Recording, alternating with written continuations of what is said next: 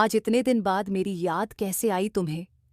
गाढ़े लाल रंग का टाइट टॉप पहने हुए एक लड़की ने अपने गले से चिपके हुए शख्स के कानों में बुदबुदाते हुए कहा। रूम की डिमलाइट के बावजूद उस शख्स का गठीला और गोरा बदन चमक रहा था।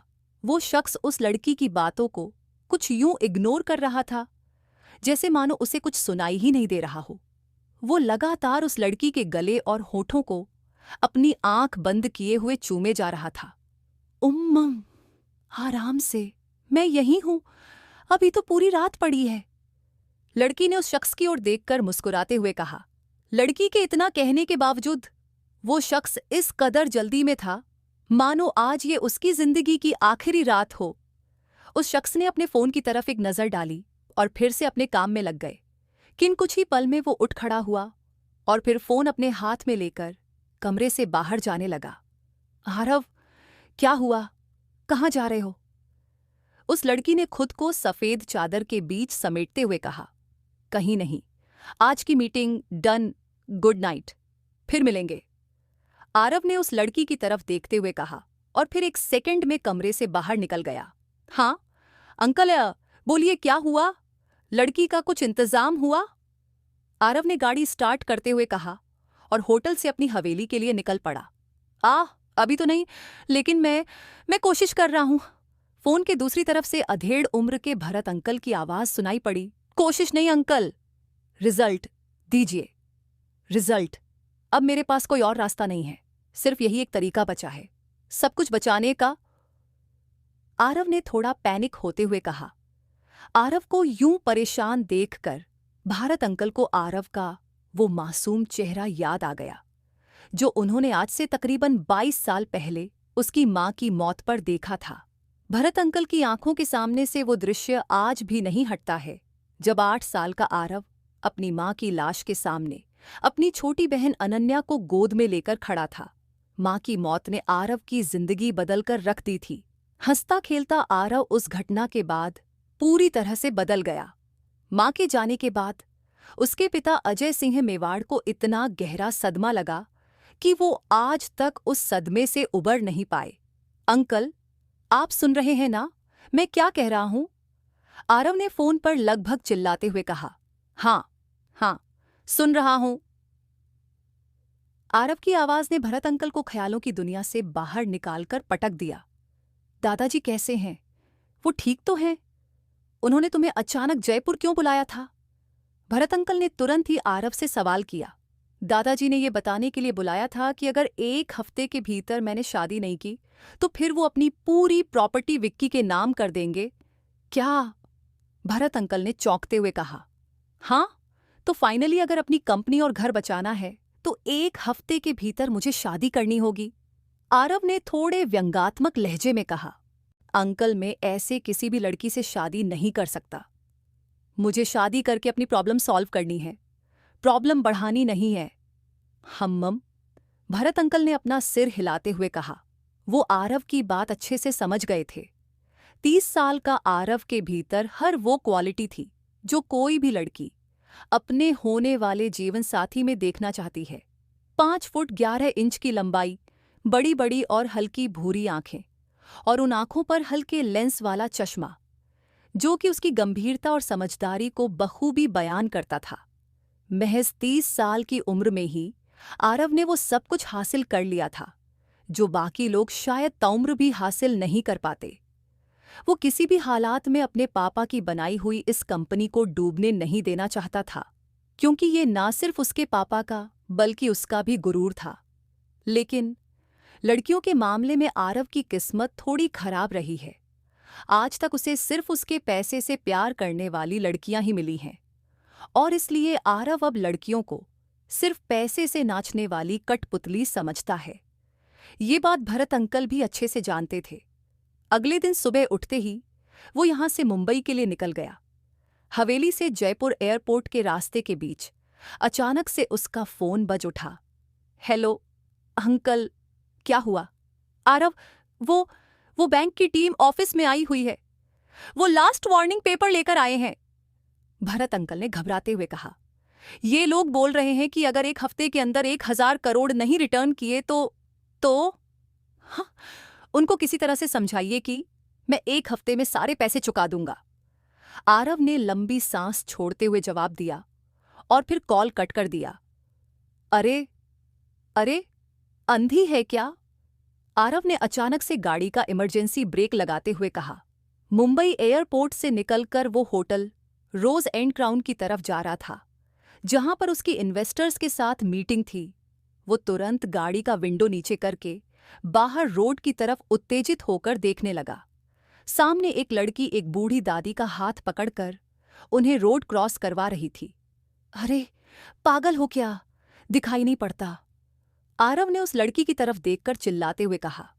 तब जाकर उस लड़की ने पलटकर आरव की तरफ देखते हुए ट्रैफिक लाइट की तरफ इशारा किया।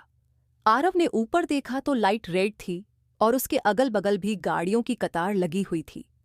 आरव चुपचाप सीट पर वापस बैठ गया और उस लड़की की तरफ ध्यान से देखने लगा। उस लड़की ने गाढ़े गुलाबी रंग के सूट के साथ सफेद रंग का दुपट्टा अपने कंधों पर रखा हुआ था। कानों में बड़े बड़े झुमके और माथे पर लाल रंग की गोल बिंदी और आंखों में हल्का काजल। चेहरे पर बेहद खूबसूरत सी मुस्कान और ऐसी संतुष्टि झलक रही थी कि जैसे किसी छोटे बच्चे को उसका मनपसंद खिलौना मिल गया हो।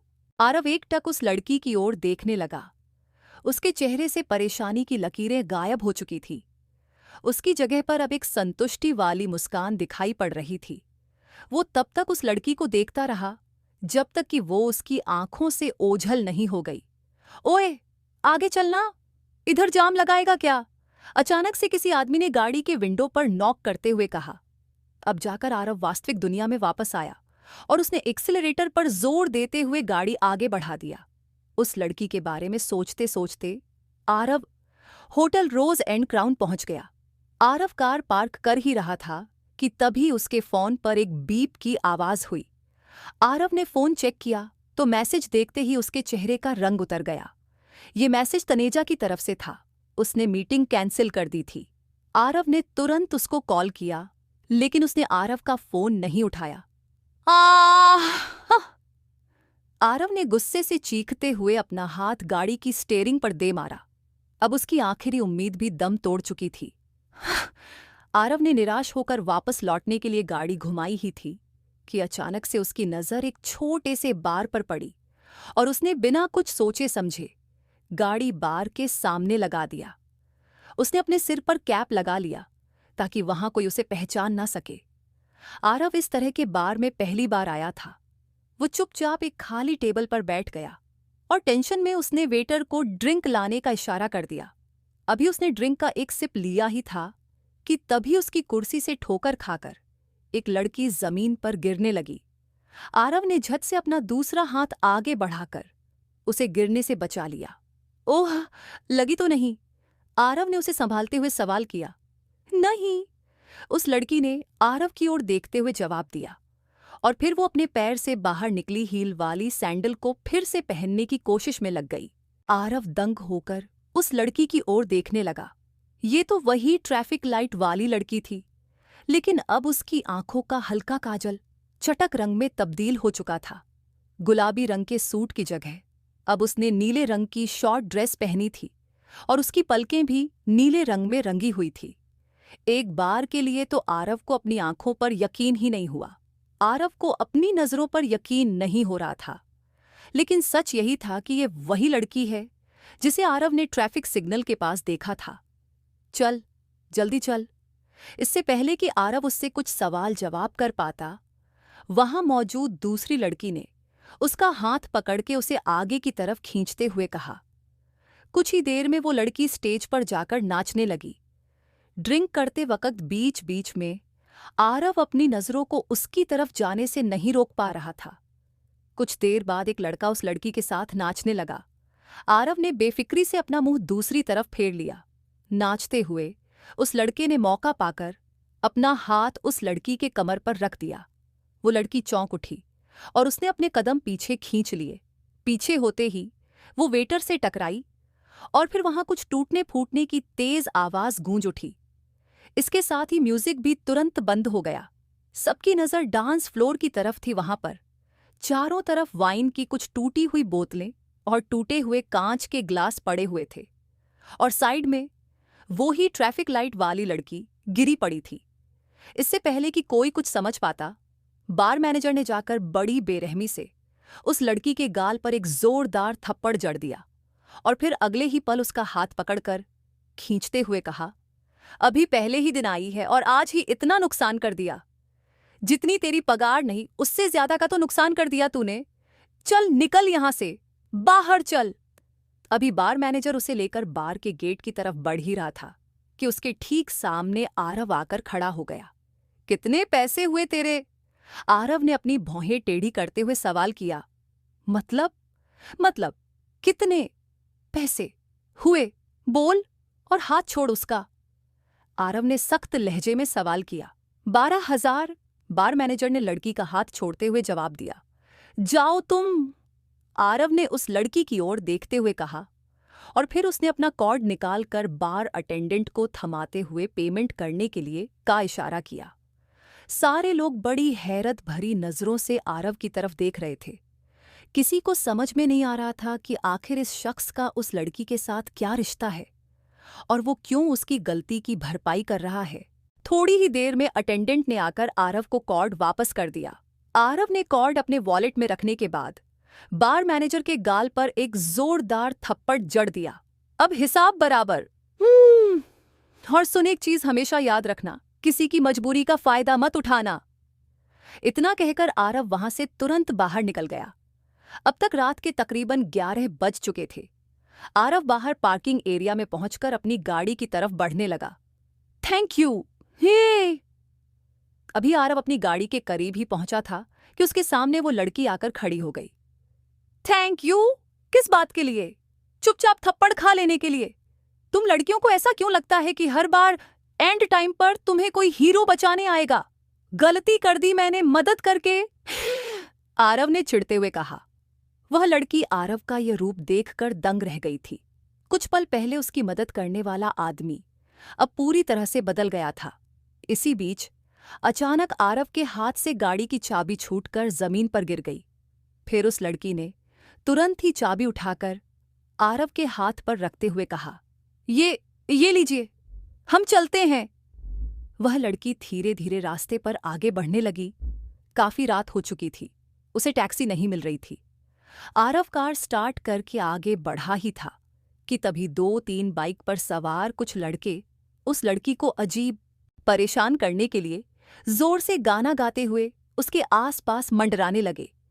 उस लड़की को कुछ समझ में नहीं आया और वह एकदम से आरव की कार के सामने आकर खड़ी हो गई। आरव ने एकदम से कार में ब्रेक लगा दिए। वह लड़की जल्दी से जाकर कार में आरव के बगल में बैठ गई। आरव ने चुपचाप कार आगे बढ़ा दी। कुछ देर तक गाड़ी में यूं ही सन्नाटा पसरा रहा।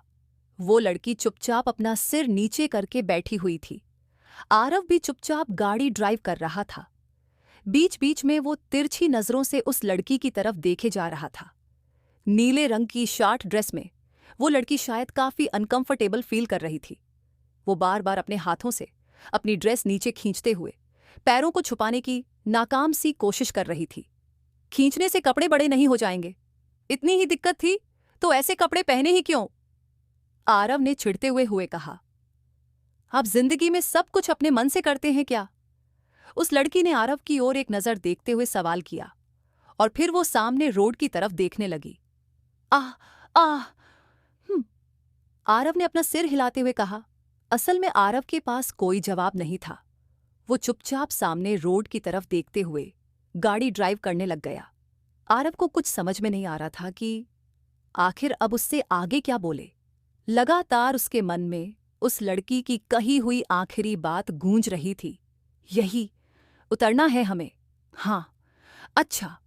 आरव ने तुरंत ही गाड़ी का ब्रेक लगा दिया। 1 मिनट, मैं आरव सिंह मेवाड़। और तुम? आरव ने उसे रुकने का इशारा किया और फिर उसकी तरफ देखने लगा। वह लड़की चुपचाप गाड़ी से उतर गई और फिर धीरे से बोली, मैं रागिनी। और वो मुड़कर पीछे की तरफ चली गई। कार के साइड वाले मिरर से आरव उसे जाते हुए तब तक देखता रहा जब तक कि वो उसकी नजरों से ओझल नहीं हो गई। उसने देखा कि रागिनी सड़क के किनारे पर एक संकरी सी गली में चलती चली जा रही थी। वो शायद इधर के ही स्लम एरिया में रहती थी। उसके चले जाने के बाद आरव गाड़ी की स्टीयरिंग को यू टर्न घुमाते हुए घर की तरफ जाने के लिए मुड़ गया।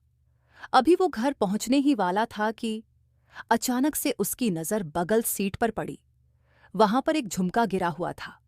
आरव ने तुरंत अंदाजा लगा लिया कि ये झुमका रागिनी का ही है, जो शायद ढीला होकर उसके कान से गिर गया था।